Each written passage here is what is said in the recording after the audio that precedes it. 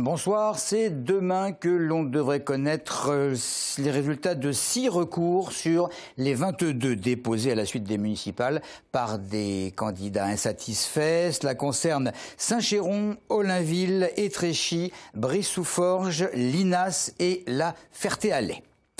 Il y avait aujourd'hui une séance publique du Conseil général et durant cette séance, les élus essonniens devaient se joindre à la campagne internationale de mobilisation pour mettre fin à la séquestration des jeunes filles nigérianes enlevées par la secte Boko Haram au début du mois dernier. Maud Olivier est à l'origine d'une motion de soutien. Conseillère générale, la députée déléguée à la lutte contre les discriminations à l'Assemblée départementale.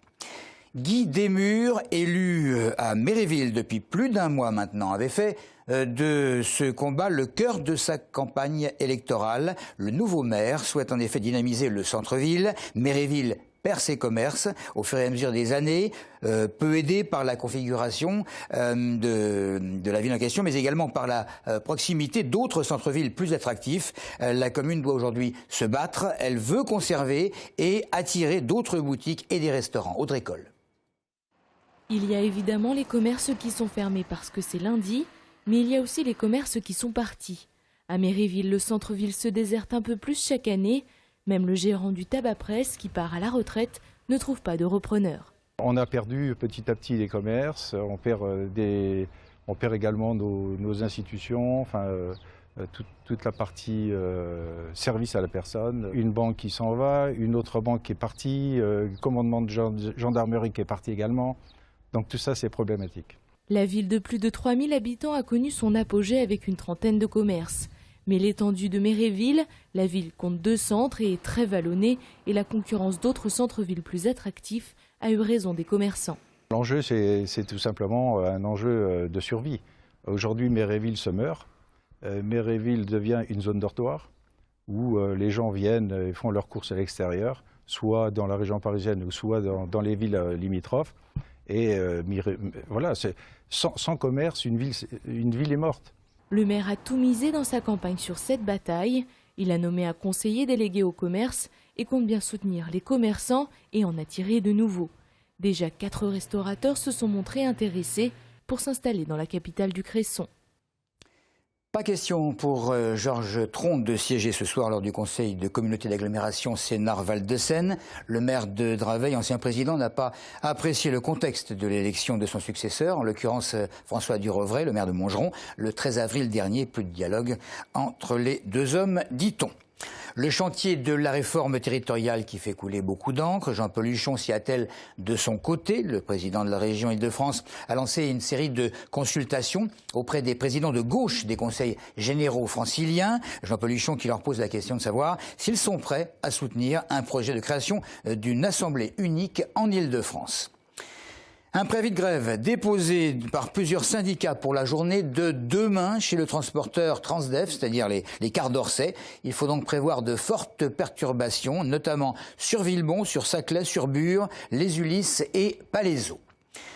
Un verdict attendu en fin de semaine pour le procès Lelmy, procès qui se tient depuis le 28 avril en cour d'assises d'Évry. Depuis 3 semaines, les débats sont plus qu'intenses. Jamel Lelmy, accusé d'avoir pris part à l'assassinat de sa première épouse et tenté de tuer une ex-petite amie pour toucher des assurances-vie. Aujourd'hui, plusieurs témoins appelés par la défense étaient entendus par la cour. En toile de fond, meurtre, coucherie, complot ou encore menace de mort. Bref, les lignes n'ont pas vraiment bougé depuis le début du procès. Et de l'avis de certains observateurs, il est toujours difficile d'y voir clair. Maxime Lemaine. 2 témoignages sont à retenir ici aujourd'hui à la cour d'assises d'Évry. Le premier, celui de Fanny David, d'une femme qui se présente comme la belle-sœur de Jamel Lelmy et qui explique en substance que Julie Derouet ne serait pas la femme qu'elle prétend être. Julie Derouet serait une femme aguicheuse qui boirait de l'alcool alors qu'elle avait déclaré à une époque ne pas consommer d'alcool. L'avocate de Julie Derouet va tout faire pour contredire les propos de Fanny David en mettant notamment en avant des des incohérences chronologiques. Deuxième témoignage en faveur de Jamel Lelmi, celui d'une ancienne maîtresse qui tente de remettre sur le tapis la théorie du complot dont serait victime Jamel suite à des histoires de prêt d'argent. Alors selon l'avocat de la sœur de Kathleen, la première femme de Jamel, ce témoignage serait cousu de fil blanc, il n'y aurait aucun complot. Tout ce qu'on peut dire aujourd'hui, c'est que la pression est en train de monter ici à la cour d'assises d'Évry. Ça devrait être comme ça jusqu'au rendu du verdict jeudi. Merci Maxime et rendez-vous demain pour un nouveau compte-rendu. C'est à Sainte-Geneviève-des-Bois que ça se passe. C'est la demi-finale du concours de cartographie à laquelle participe le second binôme d'élèves de Paul Éluard. 10 établissements des 3 académies de Versailles, Rennes et Nantes y participent. C'est un événement organisé par l'association Cartographie au collège. Le thème, c'est Madagascar. Concours difficile car il s'agit de produire des croquis de géographie pour donner des clés de lecture aux élèves de l'intégration dans la mondialisation des territoires. On a démarré très tôt, dès septembre, et cette fois, les élèves se sont peut-être plus vite pris au jeu, ils ont peut-être plus vite pris goût, une bonne partie d'entre eux en tout cas, et le succès a vite été suivi des faits. Donc on a des élèves qui se sont qualifiés pour le tour suivant, les 8e de finale. 3 groupes, exactement, 3 binômes. Au début, c'est très dur de trouver les informations quand on ne sait pas comment s'y prendre, ni où chercher. On ne sait pas les couleurs, les figurés, les formes, on ne sait rien du tout.